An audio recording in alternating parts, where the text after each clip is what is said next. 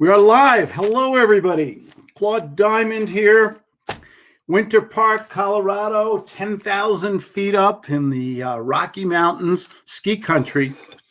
This is my beer with Claude. Tonight, we're going to have one of my favorites, good old Miller High Life champagne of canned beers. In this case, 2 for $4. Can't beat it. I love the lighter American lagers. This is just a nice drinking beer. I did a little bit of running. I took 2 runs today. I run every day. I try to get up to 10 miles a day. In the summer, I do 10 to 15 just to stay healthy and keep my girlish figure for you good people. We're going to open this little puppy up right now. This is just a good old beer. It's even kosher, believe it or not. And if you want to join, by the way, the link is here. Let me put that in there for you guys. It's also on the bottom of the screen. I love talking about sales and real estate and traction marketing. I love talking about the good life because I think nobody deserves it more than you. Let's pour this little beer here. I like to do a hearty pour. I like the foam. Oh, it's a nice smell. I'm using my Ballast Point beer mug here. Probably the finest craft beer made. San Diego, California, Ballast Point on India Street, I believe. I love that place when I'm in San Diego. I live in California also, but you know why I'm here hiding in Colorado, waiting for my vaccine shot, which will, who knows, February, March, or April. I'm ready to get it because, hell, I get the flu shots every year and everything else. Might as well get that too. But I wanted to, let's have a sip here to your health. Hope you guys are all doing well. Your business is thriving. You're giving good phone. I love talking about sales. Sales is the $1 million skill to me. And that's kind of one of the topical questions I wrote down here today. Can you be an entrepreneur without exemplary sales skills? I know everybody says I'm an entrepreneur, but can you truly be an entrepreneur? When I say entrepreneur, I mean go to the bank, make money. I don't mince words, you know. To me, you must be, if you're not going to the bank, what's the whole point? Why are we in business, ladies and gentlemen? Here, Luke Quinal, my buddy Luke Quinal, and speaking of San Diego, my buddy Luke Quinal knows the answer to that. Why are we in business, Mr. Quinal? To make money today. I'm drinking to your health, sir. Oh, that's a nice beer. I went out just for this to pick up this beer here. I don't know. Voodoo Ranger is a great beer. Which one is that? American Haze. I got a glass, got a nice clear glass, so you can pour it and show us the haze. See, this is Miller High Life. It looks like something else, so it's a family show, so I won't say. But it's a nice golden yellow amber, if you will. It's a nice drinking beer. This is what I call a lawnmower summer barbecue beer. You can drink a couple of these, and they're real good. Voodoo is excellent. Where's Voodoo made? I don't know. Let me see. I just picked it up. You know, I haven't been drinking lately because I have gout. Okay. But it says, I don't know. It says an Indian Pale Ale. Okay, an IPA. Yay. Somebody, if anybody knows, put in the comments section where Voodoo. It's called. What is it called? Voodoo Ranger. Voodoo Ranger. Okay, a Ranger beer is usually an IPA. I love IPAs. I love that hoppy, super hoppy flavor and taste. You know, you can't drink too many of those because they're a little bit higher in the alcohol. Yeah. Usually, I don't know if you can see it on the can, the writing is always so damn small, but usually a good IPA is 5 to as much as 8 alcohol by volume. Good old Miller High Life here is probably 4.5. So you can have a nice big can here. Good beer. Excuse me. A little eructation there on camera. Not very nice. Well, I was told there was supposed to be a lot more people on here. They said they're all going to come, and I said, okay, I'll be there. They'll be here eventually, and we'll talk about life. But right now, we can talk about things. Do you think you need to be, if you're going to be an entrepreneur, can you say you're an entrepreneur without being a great salesman? Is one exclusive from the other? Can you be an entrepreneur but not a great salesman, or a salesman but not an entrepreneur? I think you need both. Yeah, I think you need both. I've just come to learn that. I don't think you can call yourself an entrepreneur if you don't know how to sell, really. The thing is, sales goes by many other terms, marketing and Yeah. things like that. To me, can you attract people? Can you persuade and influence people with your rhetoric, your persuasive stories, the words you use, the techniques you use? You know me, I talk a lot about psychological techniques. My favorite is redirection. Mr. and Mrs. Prospect, you really don't want to sell that home, right? It's a good property. It's making you money, right? Keep renting it out for another 10 years, right? All right. Right. Well, no. I need to move right away. I bought another property in Florida, and I got to leave. Why don't you maintain them both? Rent one, leave it here, and fly back and forth, or get a management company, right? It's not a problem. Yeah, but I wouldn't mind renting it, but I just don't trust a lot of the property managers nowadays, and they're just really. They seem to be ripping me off, so I just got, I don't want to deal with that. See how beautiful, off the role play. See how beautiful that is when you use redirection, which is a integral technique of gut sales. See, the average sales guy will say, "Oh, let me tell you about lease purchase and real estate. Now I'm the best realtor and I work for the best brokerage," and then get on their soapbox and start doing all those bells and whistles. But in guts, we go in the complete opposite direction for just what you demonstrated. Because if I say, "Nah, you don't really," I'm like almost the anti-salesperson. I'm almost pushing away the prospect. Just because what you did just now, you start justifying. You start telling me why you need to sell the home. Right. Man, do I love that. You know what's the hardest thing when you do this stuff right? Keep from laughing. I laugh sometimes. It's getting harder. When we used to be on the phone, I could hit the mute button. But when I'm on camera all day long, I'm on Zoom and Skype and FaceTime. Man, my day started at 4:30 this morning. That's too early, isn't it? Not for a millionaire like you, Claude. I like, what's the thing? And you kind of hit on another note. I'm nobody special. I'll show you my grades from PS 152 in New York. But I found what I love. I think you need passion in what you're selling, what you're doing. If you just go we've all had jobs where we're just doing the job. We just want to get a paycheck. We watch that clock. Okay. We dread Sunday afternoon at 4:30. I used to always hate it. Oh, I got to go back to work tomorrow. Oh. Yep. I love what I do. So there's no need to ever retire because it's fun for me. I really enjoy talking to people. I love the challenge. And back to that sales thing, the challenge of sales. I think that's where it really gets. That's really where if you can enjoy talking to strangers. Can you imagine how crazy that sounds? Enjoy talking to strangers. Yeah. If you can talk to peeling wallpaper for 15 minutes or more, I mean, that's the key. Can you start up a conversation in the supermarket line with the cash register person, with the Walmart greeter, with the barista at Starbucks and stuff? Can you start a conversation with people and get them to like you? Then you've got the secret superpower of sales.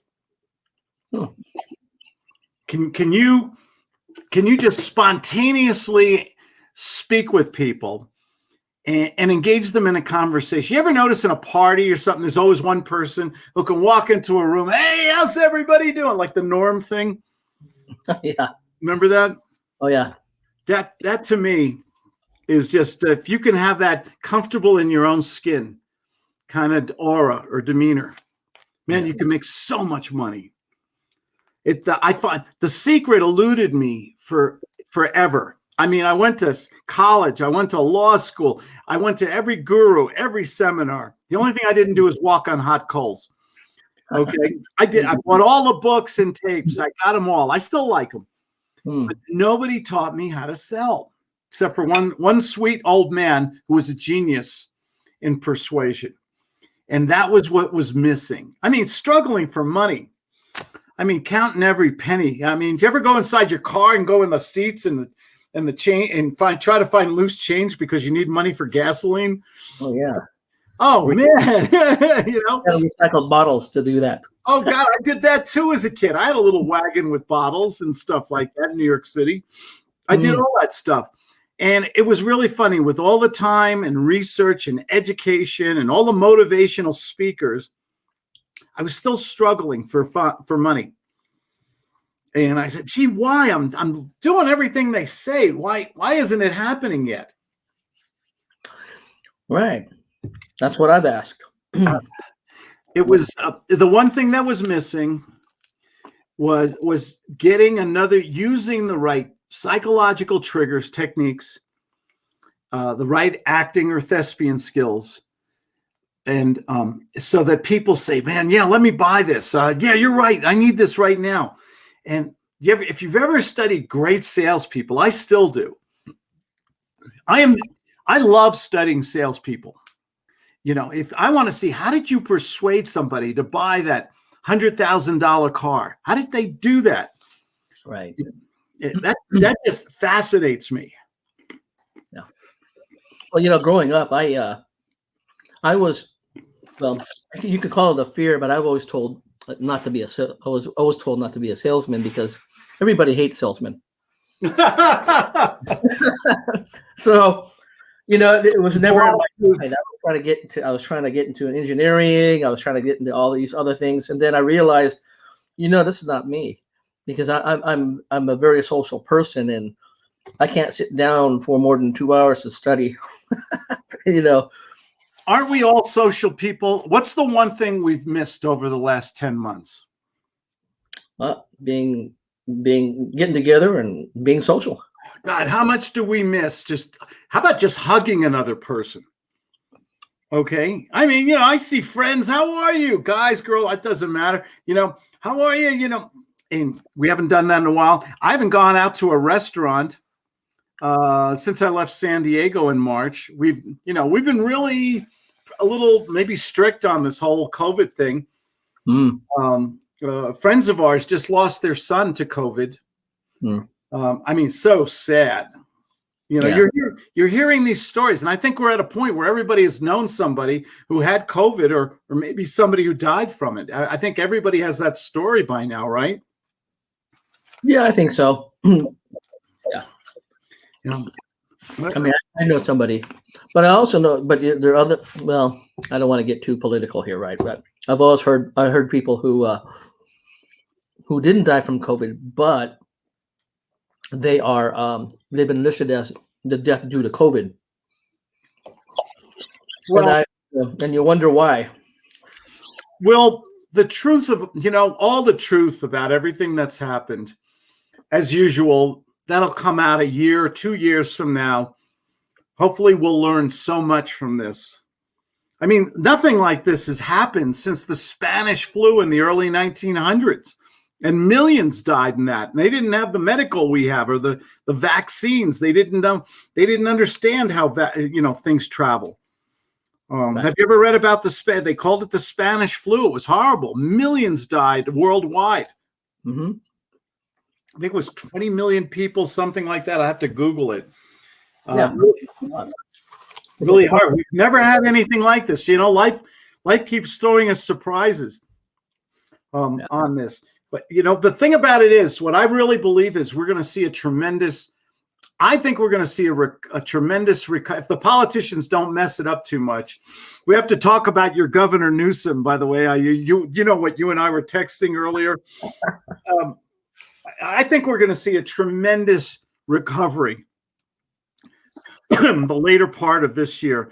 I think as the vaccine gets disseminated, as we learn more about it, as the numbers go down, as the kids go back to school, as the restaurants that survive open up, I think we're going to see, what's the greatest thing about America? We're so damn resilient. People will come back. They will open new businesses. Even the ones who lost their business, they'll come back. They'll open up a food truck. They'll come back. and they'll come back even stronger. And that's the one of the unique things about this country. Yeah, if we're not placed on too many restrictions. I think we're going to get past these restrictions. I hope so. I think there's going to be what do they call it? The new norm. There might be some good, do you think we're going to still shake hands or do hugging and things like that? Do you think that's going to come back in a year or two once this thing is gone? I think so. People can't help themselves. I agree. But I think we've always also learned something too. If you have a cold or you're sick, maybe you'll wear that face mask in the supermarket so other people don't get ill or something like that. You have a choice. Yeah. On that. Yeah. I think we're going to come back. Your Governor Newsom. I thought that was very interesting how he did a 180 this week. This is not a political talk show. And I stay away from politics, but I thought it was very interesting because for those of you who don't know, in California, my other adopted state, the restaurants and everything were pretty well, and bars and all that were all shut down, weren't they? Mm-hmm. Even the outside eating or something like that. What wasn't it? Well, it was shut down in the beginning, and then they opened it up, and then they most recently shut it down again. Although several places, Orange County, for example, and some of the restaurants here in San Diego stayed open during the order to shut down.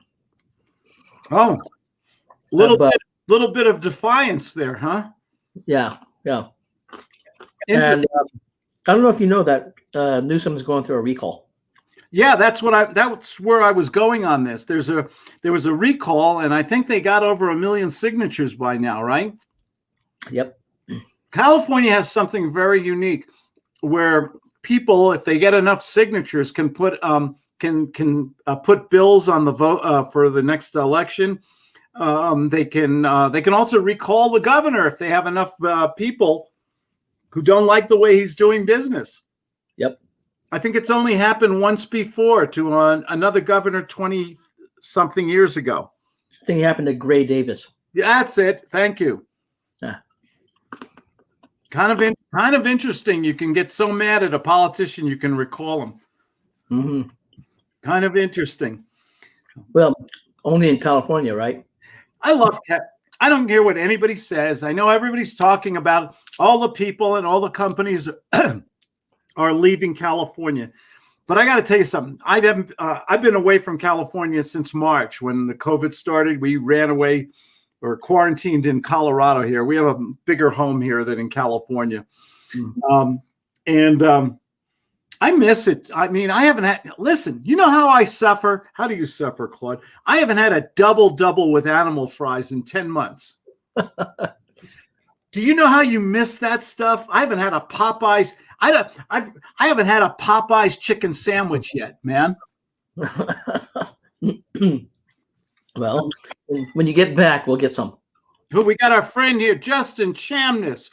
Justin, one of the great salesmen in this country. Mayor was recalled here in Kansas City. Then he ordered the courthouse and all city buildings closed, so there was nowhere to file it. So they say, laughing out loud. Oh, Justin, you've got to join. Come on, join us, buddy. Click on that little link. Jump in here for a minute. Bring your favorite. Bring your Bud Light with wine with you. Come on, Justin. He's scared. He's scared of me. That's what it is. Oh no! Now I'm using a little easy psychology. He's smarter than that. He won't get sucked in on that. But California, to me, I've traveled a lot, and I don't know of any place that has better weather than Southern California. I mean, I know it's raining. It's raining again today, right? Monday, it was raining sideways.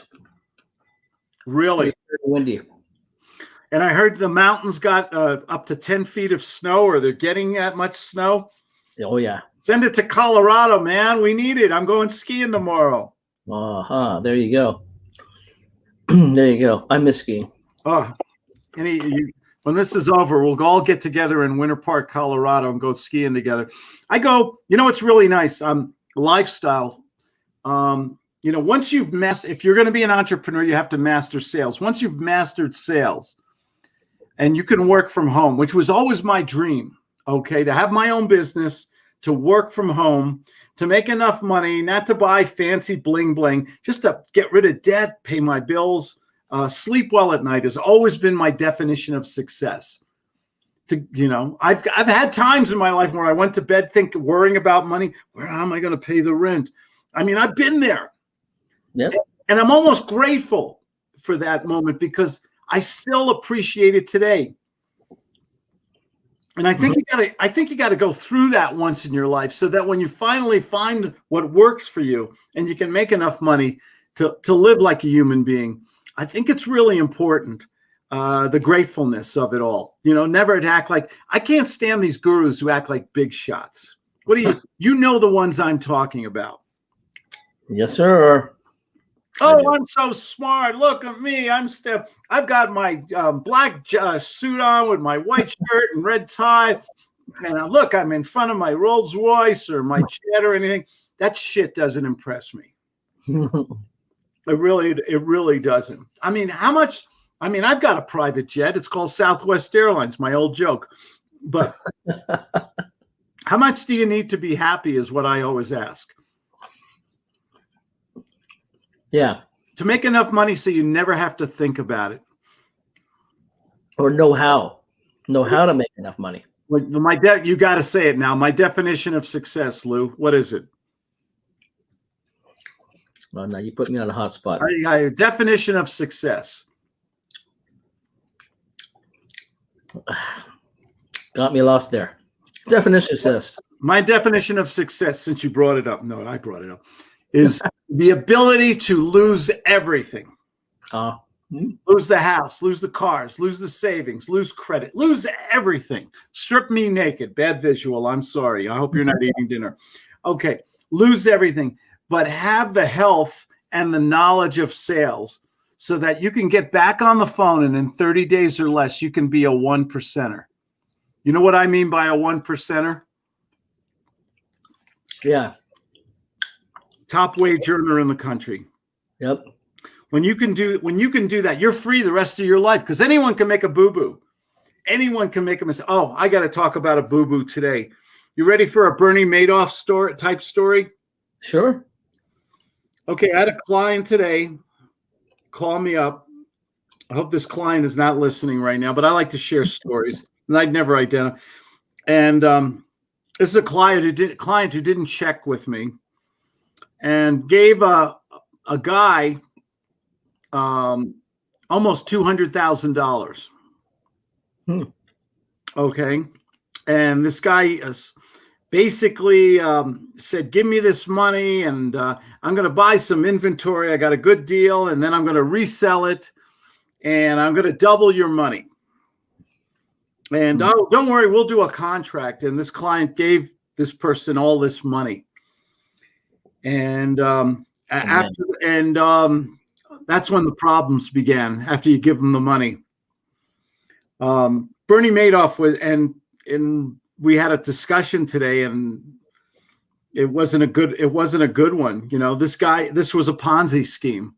Yeah, the guy takes other people's monies and he pays off other people to get more money and get introduced to new friends and new people. Oh, this guy made me all this money. And that's what they do in the beginning. And that's a Ponzi scheme so that they get more and more money. And then they get a big chunk of it and then they disappear. This guy, I did a little research on this guy for this client. He's got a criminal history. He's been incarcerated for years.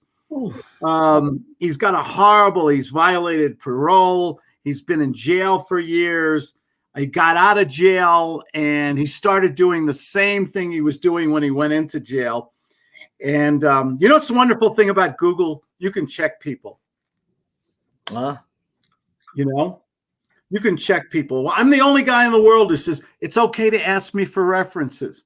What happens to most salespeople? I think go ahead and check. Ask the tough questions before you get into a program or give somebody money. Is there anything wrong with that? No, not at all. All I need is one nickel more than all her wants and dreams. There you go. No blue sky clause, huh? Here's the thing. You go to most salespeople and you say, well, before I buy something from you, I don't know you very well. Do you have some references or things like that, or testimonials, or people I can talk to? And what do a lot of and here we got, speaking of lovely ladies, or things like that, or testimonials, or people I can talk to. There we go. And what do a lot of and here we go. Speaking of lovely ladies, Suzette, we're getting a feedback from you. You got two things on. You got to shut one off. There we go. Hello there. Okay, now you're muted. I'm sorry, this is our first time, so. Well, as I said to Nick last week when we spoke, you always remember your first. Yes, for sure. Absolutely. So if you always are we drinking? Is it time for a toast here? I'd like to have one, but all I have is water right here. I don't have no beer yet. Oh, sorry. Here we go. I'll share a little of the champagne of canned beer. Oh, yeah. But when you ask a traditional or an amateur salesperson for references and, hey, you're telling me how great you are and all the business you do and everything, can I speak to a couple people who vouch for your veracity? What do they usually say?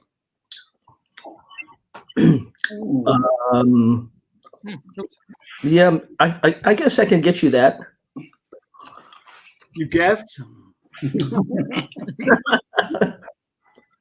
That's what they said, right? I mean, well, I just started, so I'm not really sure. It's getting dark here. Sorry, I had to turn on the lights.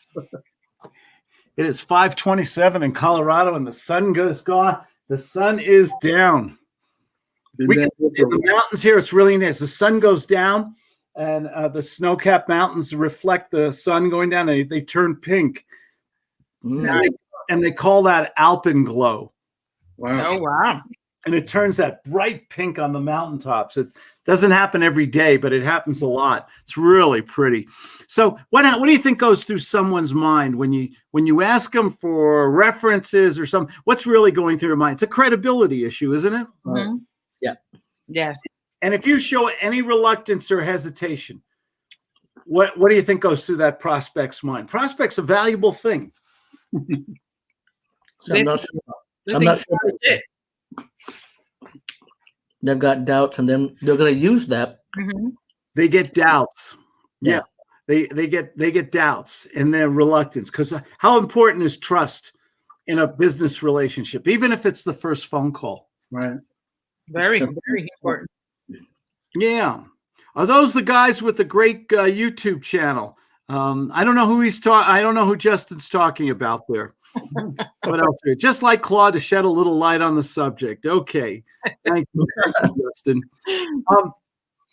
The thing about it is, when someone asks me for references, I say, oh, thank you. I'm so glad you asked it. I stroke and nurture and compliment the hell out of them. And then I just use it to close them with. Stalls and objections are wonderful opportunities to close people. Go ahead. Hey, so time for a role play. Go ahead. Ask me for references or something. So okay, go ahead, Suzette. Oh, thank you, Luke. So Claude, you have references people that I can call, and not that I doubt about you, but just no, you should have doubt. We just met. We don't know each other that well. You saw me on the internet, and the internet's the Wild West still. It's got to be true. And here we are on Zoom talking and everything like that. Well, how many would you like? I think 3 or 4. Let me give you 5 to 10. Let me give you a lot of references. Also, I have some video testimonials. I'm a member of the Better Business Bureau. We have an A+ rating. I'm going to give you a few people I've done business with, and you call them up so you can feel good about us before we do business. Is that fair? Yeah, that sounds good. And if they meet with your approval and they say, Claude does what he said, what he promises, and everything else, what happens when you and I speak tomorrow morning at 10:30? Well, if I can speak to them, definitely I will I guess we will move forward. We could move forward. You guess or you will? Well, it depends what they talk when they tell me. You think they're gonna? I walk on water. I can change bread into English muffins. Okay. Definitely, I'm going to do it. I have discovered the best vaccine in the world for COVID. I'm holding up a can of Miller High Life for those of you who can't watch right now.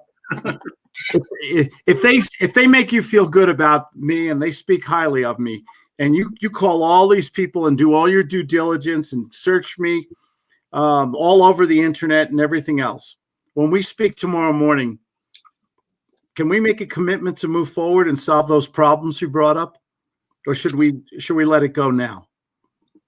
No, yes, definitely, we can move forward. And you're the decision maker in this process, right?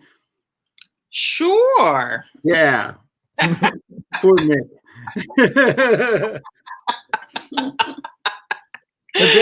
Forget it. There you go. See how it is. So when you talk to people in one phone call, you can get a commitment, you can get information, you can find the motivation, or you can get out. Mm-hmm. And that, to me, as long as you're selling the right product. One of my clients today, he's in insurance, life insurance. God, my next life, I want to sell life insurance. Do you know why? No. What is more emotional? I love emotional selling. What is more emotional than life insurance? Yeah, I didn't think of that, but it's true. Oh, yeah. So we were role playing today, and he played a guy with 3 kids, and he's in the military, and he travels a lot to dangerous places and everything like that. And what do you think? I didn't go into the whole mathematics and what it cost, and I skipped all the feature and benefits. I only went into the emotional sale. What do you think? What kind of emotional selling can you make to a man with a wife and 3 kids who he leaves alone for 6 months in a house? Oh boy. What do you think you can talk about to make them so emotional? That's the $1 million rule. People make decisions emotionally. Yeah, the kids not having him. You want to protect the family. Mm-hmm. How would you? And storytelling is so important. What would you say? What kind of image or story would you put in his mind? Well, if something were to happen to him, how it would leave the family destitute, if he didn't provide for them with a proper policy in place. And, you don't want to leave them with that house payment and, just having to struggle. You want to be able to put your kids through college. There's a lot of bull crap you can feed them like that. Can you imagine your beautiful little children and they get good grades, they work hard, and they want to go to medical school, dental college, law school, God forbid. Mm-hmm. And the money just isn't there, so they have to end up asking people if they want to supersize the rest of their life. Mm-hmm. Just because there was not enough money, or your wife has to date shabby gentlemen because she needs a little bit more security, or she loses the house and the BMW, and the kids don't go to the good school anymore. They have to go to a crummy public school. I don't know how do you feel about that? Mm-hmm. And the kid's gonna grow up knowing that thanks to daddy that for being prepared on time, now the kids can enjoy having a home place to live and being safe. Yeah. Have you ever read the book? Oh, help me out, Lou. Oh gosh, I always forget his name. Robert Bettinger, Bettger. How I Turned Failure into Success Through Sales. Mm-hmm. And it's a great book. I think it was written in the 40s. It was a guy who was he was a baseball player, and he got injured. And he had to get a real job. And so what happens when you need to make money? You go into sales, right? And so he got into life insurance sales. And he talks about how he used them, how he closed, and this is in the 30s, 40s, 50s, how he sold $1 million policies to people through emotional selling. Wow. It's a brilliant little book. It's one of my favorite little books there. Okay, Claude, and how about what a new investor should say that doesn't have any references and that is asked? Mr. Thinker, everybody has references. You must know. You mean there's nobody in your world who will vouch for your veracity? An old schoolmate, a neighbor, a school teacher. Okay, I'll make a joke about it. Hey, listen, don't take my word for it. Ask my wife and kids. You know, I'll do stuff like that. Sometimes humor can get you off the topic or change it. But everybody has references, at least character references. And it's a great question, by the way. So you need to have people who will support you. Now, here's the little secret, Mr. Thinker. If you're very forthcoming to people and you say, "Great question, glad you asked it. Do all your checking. Here are some people you can call up." I got to tell you something. This is a good little secret. I think less than 25% of the people actually call those references. I agree. If you are so forthcoming, do you think they're going to really call them? Probably not.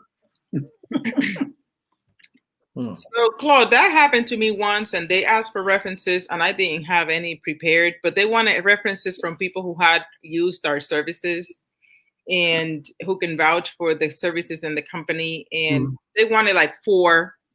And I said, sure, I'll get you 5 or 6. But then I'm like trying to find them. I only found 2. You got to scramble, go to your boss, ask some of the other salespeople, use the Better Business Bureau. You don't have to pay for the Better Business Bureau to get a referral from them on your webpage. If you have a company, they give everybody a pretty decent score usually. That's why I don't trust the Better Business Bureau. Oh shit! I took it. Yes, I know. I know that. Yes, they're not. Bernie Madoff probably still has an A+ on the Better Business Bureau. I'm gonna have to look it up. The thing about it is, when you go to them, good for you for asking. I would, if I was in your position, I'd do the same thing. And I got to tell you honestly, I just got started in this business. So I don't, just to be totally transparent, I don't have a lot of references. Could I give you personal references? You want to speak to my wife and kids? How about my grandma? How about people, something like that? What else could, but I can tell you one thing that I might not be able to help you with the references, but I have something to prove. I'm hungry. And I want to prove to you, I'm going to give you such unbelievable service. And I'll put it in writing with a guarantee. If you're willing to take a risk on me, I'm going to be over the top in performance with you. Or you can just fire me right now, and I would understand. There'd be no harm, no foul. Where should we go from here? I like that. Okay. There's always a way. You can always, I believe that you can always fix stuff later. Yeah. You can always fix it later. What do you need to, we're in a society where people are reluctant to speak their mind or the truth right now. We've got all that little woke and political correctness stuff going on right now. Not getting political, Lou, don't worry.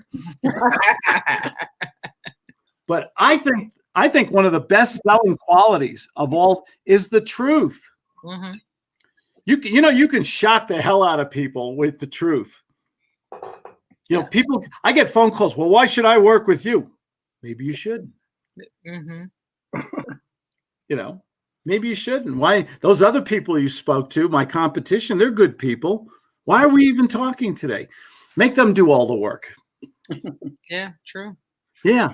Let's see what else. No, take it. Okay, no more. I love questions, by the way. And if anyone would like to join, the link is in the box here right now. My name is Claude Diamond, and this is Beer with Claude Friday. And boy, this Miller High Life is going down very quickly today. You're gonna make me want to go out and get some now. Oh, Friday night is special. What is it about Friday night? Every day should be Friday, but I love Fridays. When I was a kid in school, no more school for 2 days. Yay. Here in Colorado, you want to know how good it is here for the kids? They don't have school. It's only a 4-day school week for the kids. They get Fridays off, and they get to ski for free on Fridays. Oh, nice. Do you know what lift tickets cost now in Colorado? Christmas week, they were going for $160 to $220, depending on the ski area you go to. Okay. That's a lot of money. It is a lot of money. But residents have to pay as well, or just tourists and visitors? Oh yeah, my ski pass is $500. Oh, wow. But they lose money on me. I've gone 16 times already. I want to get it down to $10 thing. So I have to go 50 times. That's a good workout, isn't it? It keeps You know what? It's real. That's funny. I'm glad you asked that. I'll go skiing. Claudia will drop me off at the skier. It's 5 minutes. It's down the street. I'll ski for 2-3 hours, and I'll come back home and go back to work again. That's what I love. And there's something, I don't know anything that makes me more tired than skiing. I bet. You know the good kind of tired, though? Not, you know that good tired? Lou, you're an athlete. You do martial arts and stuff like that. Do you know when you've done a good workout? Oh, yeah. You know, what do you break boards or something like that? You know, did you ever have a day where you worked really hard? You didn't exercise, but you worked hard. You dealt with the boss. You dealt with the customers, and you're emotional tired. Am I making myself clear? Oh, Yeah, yes. I know what you mean. Yeah. You just came home and you just fell on the couch. You just, oh, give me the remote control and a slice of pizza. Leave me alone. Right. You know? Oh, yeah. Yeah.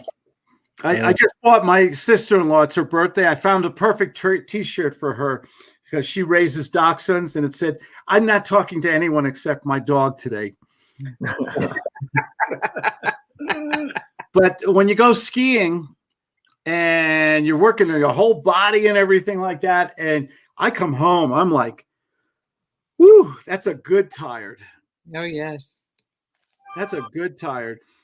Am I the only one who falls asleep in the living room in a chair at 9:30 at night? No. No. Does anyone watch TV at any time? I fall asleep. Oh, it's amazing. I remember the other night, I fell asleep, and then I fell asleep in bed. I was watching TV, and then all of a sudden, I felt something on my butt, and I thought, "Oh, we're going to have a romantic interlude here." I fell asleep on the remote control. I'm sorry. Thank you.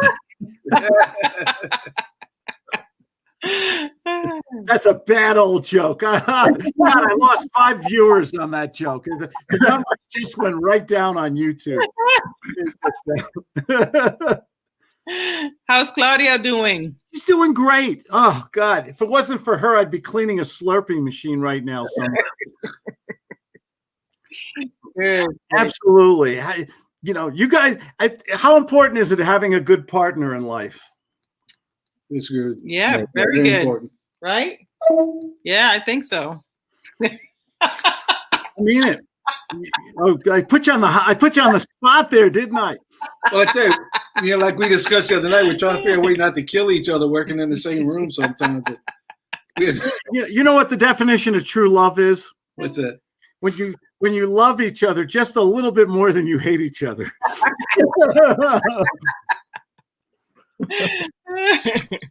Yes, when you don't kill each other, yes. You know what? After a period of time, it's tough. Relationships are hard. You got to work. You got to work on it. It's a hard thing, isn't it? Very hard. Yes. Absolutely. But it's great to have someone in your life you trust implicitly. Mm-hmm. I mean that's pretty valuable stuff, isn't it? It is.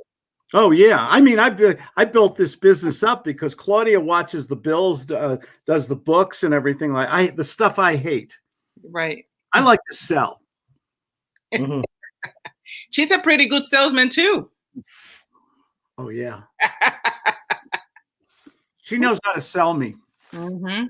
She knows how to persuade me. I'm the easiest person in the world to sell, but only a handful of people know how to sell me. If you come to me and talk about features and benefits, Lou, we were talking today about a car, weren't we? Was that today? I think it was today. What does the amateur car salesman sound like? Well, Claude, this Porsche 911 here goes 200 miles an hour in 5 seconds. Do they still make a Porsche 911? Yes. That's an old. They still do. Yes. That was the poor man's Porsche, wasn't it? Yeah. Wasn't that the old Porsche with the Volkswagen engine in it? The 911. Yeah. Okay, I'm sorry I interrupted. I apologize. Yeah, keep Are you going. telling me or am I telling you? No. Well, yeah. I mean, you said features and benefits, right? I mean, it's like I said, 200 miles an hour. It has the special deal where if you press the button, you go an extra 200 miles an hour. Wow, I want that car. Yeah. So if you see a guy come into a dealership and he's driving a 15-year-old Hyundai with 3 car baby seats in the back, Mm-hmm. are you going to talk to him about going to 0 to 60 miles an hour in 3.8 seconds?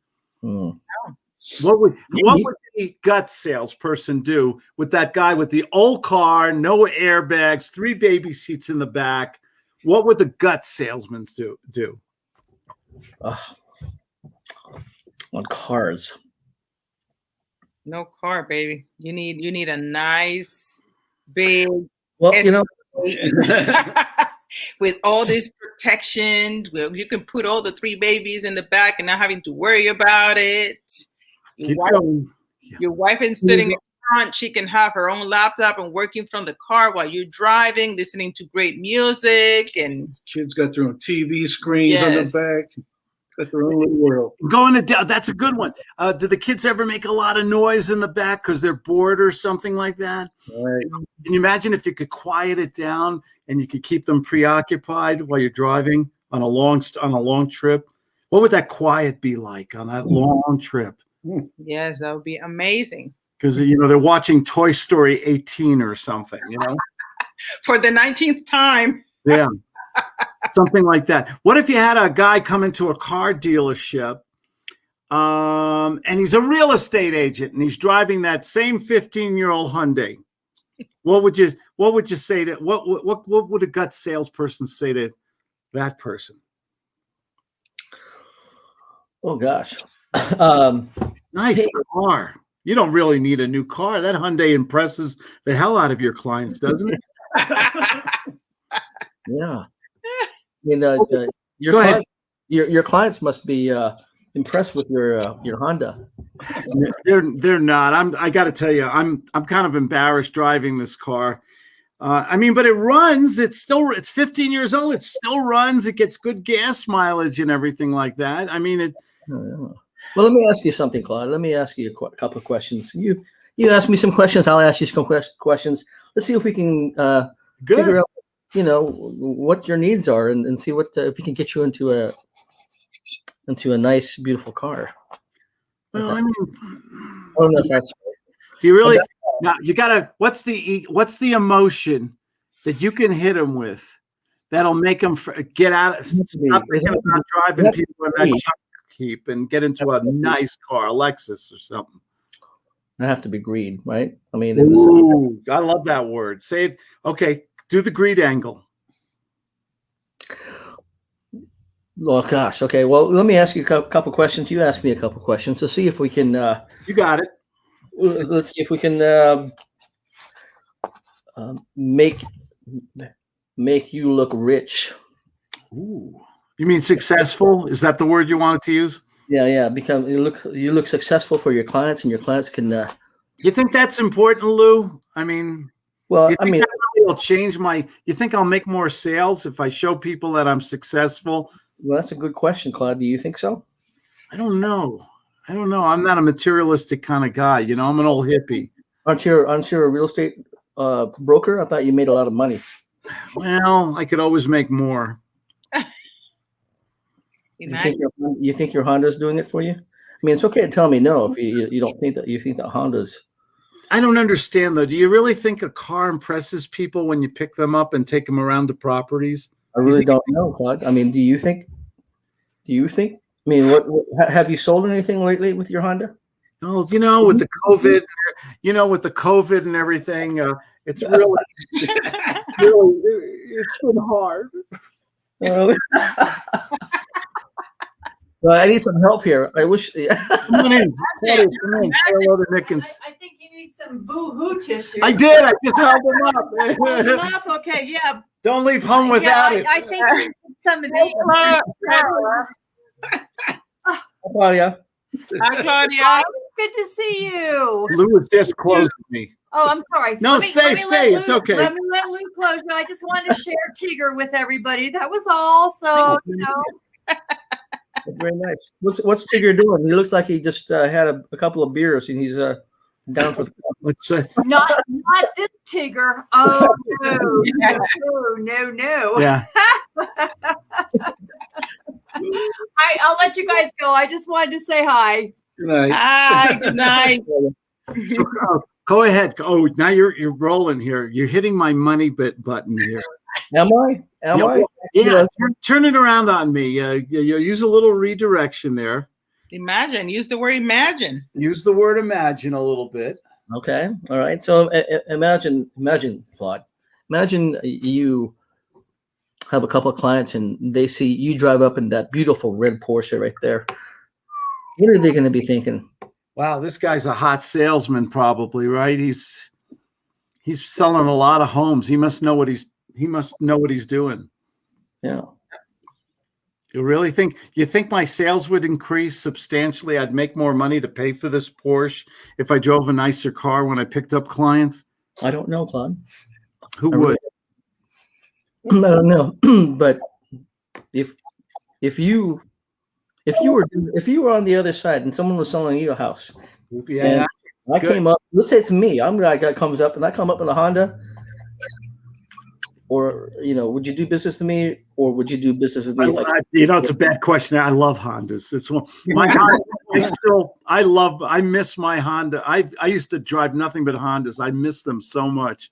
Yeah. I loved my Hondas. Yeah. They're coming out.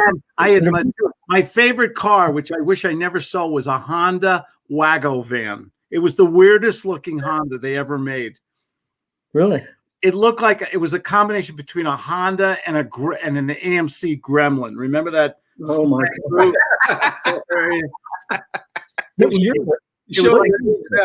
Come on. It was like a mini SUV. It was the weirdest look, and I love that car. It was 4 on the floor, and everything, and it was it was a little 4-banger engine. It had tires the size of a Dunkin' Donut. It was the smallest tires you've ever seen. If you hit a potato chip, the car flipped over. But it was a great car. That is in the 70s for sure. Oh, Jason Richter is in Aubrey, Texas, visiting family. I'll join you next Friday. Have a great weekend. Good. Drive safe, Jason. Take care, buddy. So you're hitting on the off the role play. Okay. You're talking about me making more money because I understand that people are people. This is the question: are people impressed by materialistic things? For sure. Yeah. They love why do people wear $20,000 watches? Yeah. They like the bling bling. Yeah. It depends. This is an Apple Watch. They are impressed. Are people impressed by materialistic things? Absolutely. Yeah. Why do gurus stand in front of expensive cars or jet planes or fancy mansions? Why do they do that? Because they want to impress people. Look, I'm smart. I can teach you how to do the same thing, right? Are they hitting those emotional triggers when they're selling like that? Oh yeah, and people remember them too. Oh, I remember you were in a video with a big plane, or yeah. Right. Well, can we reverse that? And can you help us out here? If you're you know what, Lou? Suppose I told you could double or triple your income in the next 30 to 90 days by just driving a better car, a safer car, a car that makes a statement about your integrity, about what a great professional you are. That would make a difference in us doing business today, would it? Yeah, but can you guarantee that I'm going to make 30,000? Suppose I could. Great question. Thank you for asking. Suppose I could guarantee in writing that your sales would substantially increase in the next 90 days by driving a car that makes a statement about what a professional you are. What would you say to me next? Yeah, well, yeah, I'm sorry. Was that a yes? yeah. Well, yeah, I would like to buy this car. If that's it will definitely do that for me. Then yeah, I Okay. need. Good. And money and everything is not an issue. You can put a down payment and we can finance it. We got a great program and I'm going to put you in this beautiful car. We only have one problem. What's that? Nobody can get. You want me to tell you the truth or just make you feel good today? You can tell me the truth, Claude. The truth is, and I want to do business with you and I want you to send me referrals and everything. And I'm not going to start a relationship by lying to you. Nobody can guarantee your success except you. You know that, right? That's true. And I think the car will play a big part of it. And I think once people see you in that car, it'll definitely make a difference. But can I really guarantee your income's going to double or triple? No. You're too intelligent. You knew that. Yeah. Can we still move forward? Sure, Claude. Boom. Absolutely. That's gut selling. Yeah. See, there's a rule. There's a rule in guts. You close up front. You get commitment up front. You qualify up front, and then you fix it later. Okay. And I fixed it later by just telling you the truth. Can you shock the shit out of people by telling them the truth? Oh yeah, sure. It's a great way to sell, isn't it? I got that commitment. Suppose I could give you the suppose. What's suppose really? What does suppose mean? Imagine. And then you get that commitment. Well, if you can put that in writing, you can guarantee it. Yeah, I'll do it right now. Boom. I got a commitment. Now I have to, which is so wonderful in sales. But now I got to fix it because I used an imaginary metaphor. Right. Right. I like that. This shit is heavy, isn't it? Oh yeah. But it works. That's what we have to get good at stroking the people and going into those emotions. I like when you even change your voice tone. There's something great salespeople. I've studied great salespeople all my life, and they have this magic. It's somewhere between understand. They intuitively understand human nature, behavior, but they also blend it with great thespian skills, acting. And you put it's like rubbing two sticks of dynamite together. You put those things together, and your percentage of closings just go through the roof. Because they'd say, wow, what do you want them to say about Suzette and Nick and Lou when you guys get off the phone? What do you want people to really say about you? Oh, another friggin' sales guy. Another person wants their hand on my wallet. What do you really want them to say about you? That they trust us, that we're good. Yeah. I like them. I like them. When people like you, and then if you can get likability to get to that emotion of trust, you're just closing all over the place. It's a wonderful skill to have. Yeah. Anything. Oh gosh, yeah. Oh yeah. I've always studied people who can, like Anthony Robbins. You watch him get in front of an audience and you say to yourself, oh my God, how does he do that? He's so confident. He's so comfortable up there. He's moving people. I mean, he's a great speaker. Yeah. You listen to Les Brown. You listen to these great speakers. They usually blend in stories and emotion. Yes. And everything. You get people emotional up front. Forget about all the square footage and all the horsepower and 0 to 60. That's why I pick cars. And you get them emotional about their situation. It's before we did the 3 car seats in the back of the 15-year-old Hyundai. Yeah, right. As a gut salesman, you know what I would say to that person? What? Sir, you strike me as a man who loves his family. I just get that feeling about you. Remember that one? Yes. Why are you putting your babies in a car like this? Just why would you do that to them? Guilt. man, he doesn't have I don't have to talk about the special financing or the engine or anything like that. I just have to do that. Mm-hmm. I'm so easy to sell. If you get me emotional about the topic, the product, or something, I had my finance guy got me to switch all my funds from one finance guy to another. All he did, he said, Claude, I had to talk to you about this. I need to. If you were my dad, he's much younger than me. He said, if you were my dad, I would say the exact same thing to you that I'm saying right now. Oh, I love this guy. You know, it was so easy. Boom. I moved almost 7 figures of funds into another account. Yeah, remember that.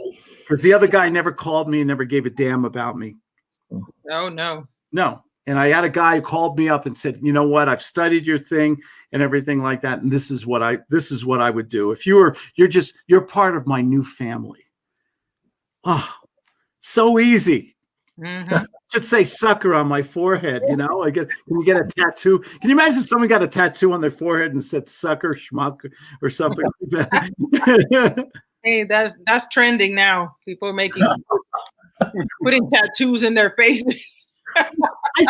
I saw a guy the last summer. He had it was this little grown man, and he had SpongeBob on his neck. Oh, all the tattoos in the world. What's the stupidest tattoo you've ever seen? I mean, what would you go? Why would a grown man, a 50-year-old man, have SpongeBob on his neck? Help me out with this. I want to learn. I want to understand. Maybe like 5 years before. I don't know. It's been there for you. Can't get rid of it. Question. I have to leave in 1 minute. Why?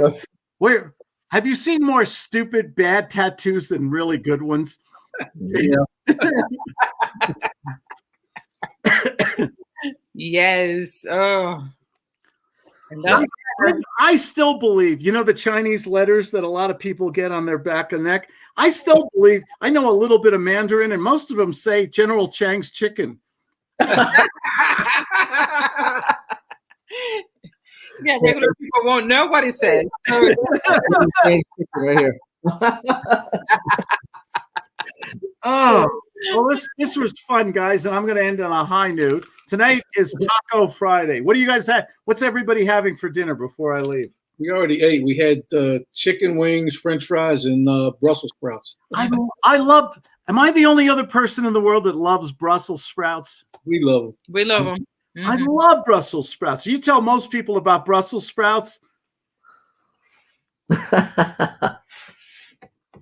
No. We get them big, gigantic ones from Safeway. Did you ever go to Trader Joe's? Do you have Trader Joe's out there in Maryland? That one's not real close to us, though. Or Whole Foods? They actually have the Brussels sprouts on the stalk, on the vine. Okay. Yes. That's good. Do you ever have Brussels sprouts with bacon, real bacon on it? Yeah, we've done that too. That is, can you put bacon on just about anything and it makes it better? Anything, yes. Anything we can do it with. I could put bacon on tofu and love it, you know? There's a drink. I don't know the name, but I think Bloody Marys. They have done Bloody Marys. I think with bacon in it or something. I think there's a bacon. Lou, you're in the big city. Is there bacon ice cream somewhere? Bacon ice cream, bacon shake. It's over there by the airport. I can't remember what the name of the place is, but yeah. Have you tried it? Is it good? Yeah, she's pretty good. The bacon shakes. Yeah. How do you go wrong? Wow. I wanted to try it. I said, okay, yeah, we got to try this. Okay. Can you imagine for communion, instead of the wafer, they had bacon, you know? A lot of people will be taking communion for sure. And on that wonderful blasphemous note, you guys have a wonderful weekend. Stay safe, stay healthy. Thanks for joining me today. Thank you. All you. Take care. Give good phone. Sell something. Yes. Bye, guys. Bye-bye. Thank you. Thank you.